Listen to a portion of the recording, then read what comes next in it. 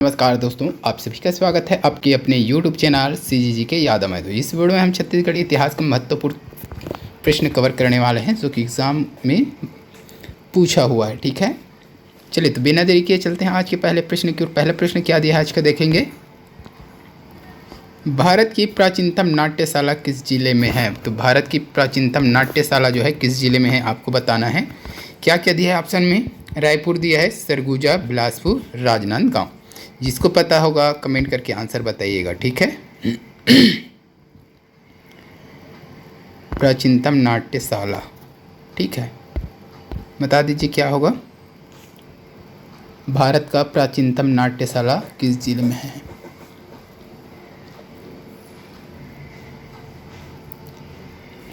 तो भारत का प्राचीनतम नाट्यशाला किसको माना जाता है, ये पिछले प्रश्न में देखें हम लोग। ठीक है, तो याद रखना है आपको कौन सा है भाई, सीता बेंगरा। ठीक है, सीता बेंगरा जो है भारत का प्राचीनतम नाट्यशाला है।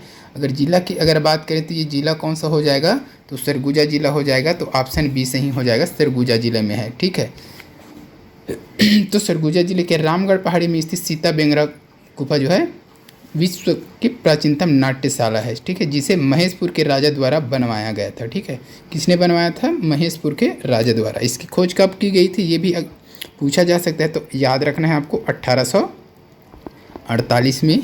ठीक है, कर्नल औलसे, ठीक है, कर्नल औलसे नाम के अंग्रेज ने की थी इसकी खोज जो है। ठीक है, तो ये भी इम्पॉर्टेंट है, कर्नल आउसले। ठीक है, कुछ इस प्रकार से है, ये आउसले। ठीक है, चलिए नेक्स्ट क्वेश्चन देखेंगे। सातवाहन नरेश अपलक की एकमात्र मुद्रा किस स्थान से प्राप्त हुई है? सातवाहन नरेश है कौन? अपलक, उसका एकमात्र मुद्रा किस स्थान से प्राप्त हुई है? तो बालपुर दिया है, पुसौर दिया है, तमनार दिया है, ले लूँगा। जिसको पता रहेगा कमेंट करके आंसर बताइएगा। सातवाहन नरेश अपलक की एकमात्र मुद्रा बालपुर, पुसौर, तमनार, ले लूँगा। क्या होगा सही आंसर बताना है आपको।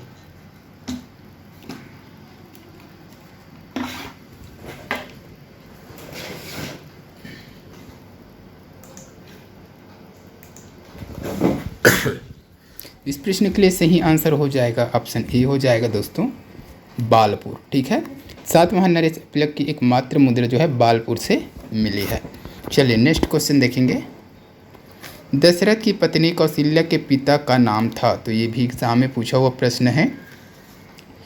भानुमंत, जनक, परशुराम, वाल्मीकि। इम्पोर्टेंट है, दशरथ की पत्नी कौशल्या के पिता का नाम क्या था? इस प्रश्न का सही आंसर सभी को लगभग पता ही होगा। ठीक है, तो भानुमंत हो जाएगा। कई लोग जनक कर देते हैं, तो ये कौन है भाई?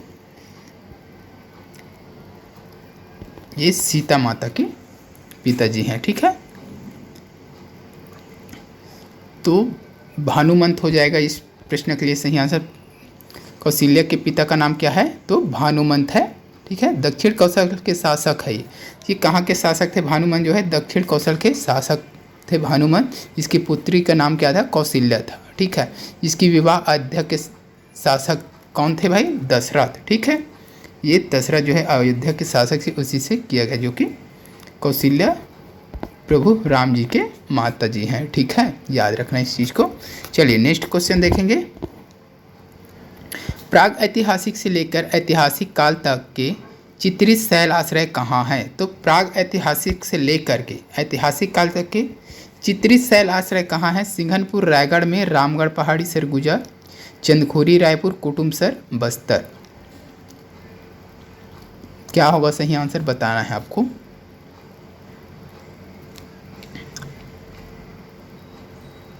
तो इस प्रश्न का सही आंसर देखें क्या हो जाएगा, ऑप्शन ए हो जाएगा, सिंघनपुर रायगढ़। ठीक है, सिंघनपुर रायगढ़ में जो है प्राग ऐतिहासिक से लेकर के ऐतिहासिक काल तक के चित्रित शैल आश्रय स्थित है। ठीक है, छत्तीसगढ़ की प्राचीनतम शैलाश्रय कौन सा है? तो सिंघनपुर रायगढ़ जिले में स्थित है। यहाँ प्राग ऐतिहासिक काल से लेकर ऐतिहासिक काल तक का शैल चित्र प्राप्त हुए हैं। तो छत्तीसगढ़ की प्राचीनतम शैलाश्रय कहाँ है? तो सिंघनपुर रायगढ़ में है, याद रखिएगा। प्राचीनतम बोले तो सिंघनपुर रायगढ़। चलिए नेक्स्ट क्वेश्चन देखेंगे। छत्तीसगढ़ का जिला जो पूर्व में नरबली हेतु चर्चित था, नरबली हेतु चर्चित कौन था भाई? सरगुजा, दंतेवाड़ा, धमतरी, कंवर था।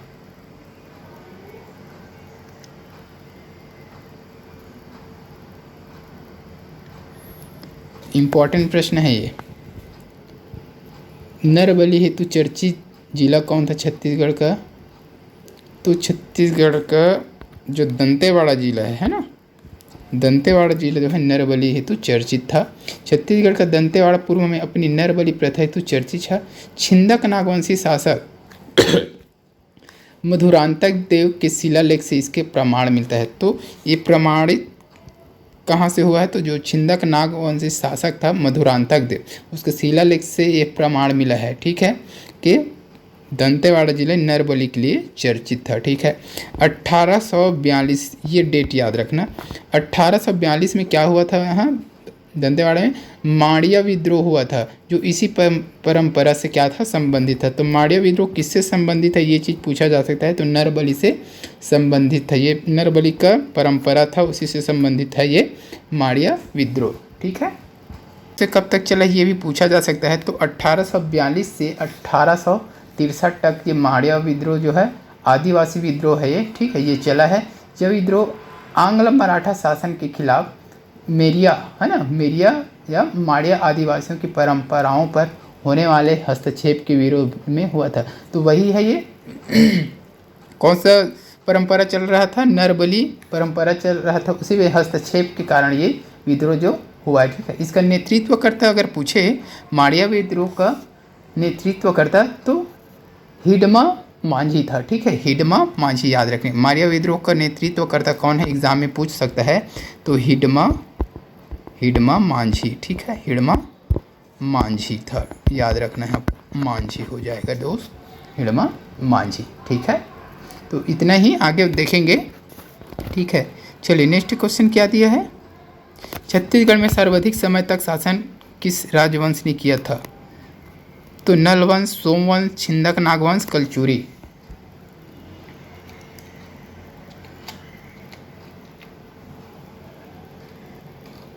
बताइए, जिसको भी पता है कमेंट करके आंसर बताइए। ये लगभग सभी को पता होना चाहिए। छत्तीसगढ़ में सर्वाधिक समय तक शासन किसने किया? नलवंश दिया है, सोमवंश, छिंदक नागवंश, और क्या दिया है? कलचुरी वंश।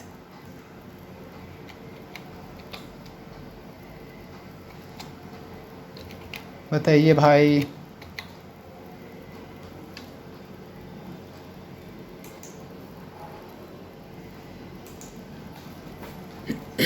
इस प्रश्न का सही आंसर क्या हो जाएगा? सभी को पता होगा, ऑप्शन डी हो जाएगा, कलचुरी। कलचुरियों ने छत्तीसगढ़ में सर्वाधिक समय तक क्या किया है? शासन किया है ना। तो भारत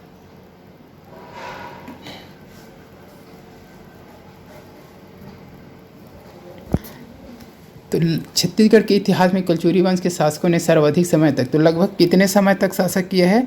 तो 900 वर्षों तक शासन किया है। ये चीज़ याद रखना, लगभग 900 वर्षों तक, ठीक है। 900 वर्ष सोच सकते हो, 900 वर्षों तक शासन किया है।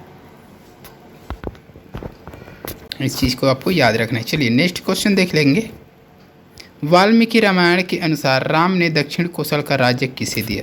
तो वाल्मीकि रामायण जो है उसके अनुसार राम जी ने दक्षिण कोसल का राज्य किसे दिया था? लव, कुश, लक्ष्मण, अंगद। उत्तर कोसल और दक्षिण कोसल ना। तो दक्षिण कोसल का राज्य किसको दिया था? ये एग्जाम में बहुत बार पूछा जा चुका है, इसको आपको याद रखना है। तो इसका सही आंसर हो जाएगा ऑप्शन बी हो जाएगा, कुश को दिया था, ठीक है। दक्षिण कोसल किसको दिया था? कुश को दिया था। तो वाल्मीकि रामायण के अनुसार राम ने दक्षिण कोसल का क्षेत्र अपने छोटे पुत्र, कौन है? लव कुश कौन है? छोटा पुत्र है उसका, राम जी का, जिसे दक्षिण कोसल का राज्य दिया था।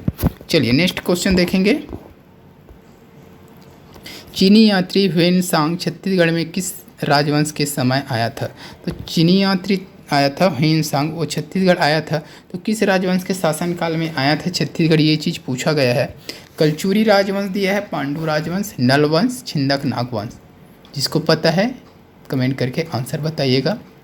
कलचुरी राजवंश, पांडु राजवंश, नल वंश, छिंदक नाग वंश। सही आंसर क्या होगा बताइएगा।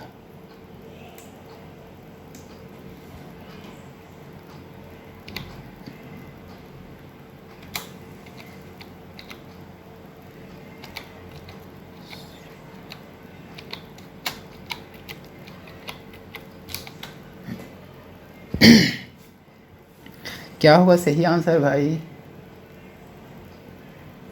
इसका सही आंसर हो जाएगा ऑप्शन बी हो जाएगा, पांडु राजवंश। ठीक है। चीनी यात्री ह्वेनसांग लगभग 639 ईस्वी के लगभग छत्तीसगढ़ की यात्रा की। इस दौरान सिरपुर के क्षेत्र में पांडु वंश का शासक था। ठीक है, तो इस चीज़ को आपको याद रखना है, सिरपुर में पांडु। नेक्स्ट क्वेश्चन देखेंगे, राजा अपलक किस राजवंश के शासक थे? राजा अपलक किस राजवंश के शासक थे? मौर्य, सोमवंश, कलचुरी वंश, सातवाहन वंश। राजा अपलक बताइए।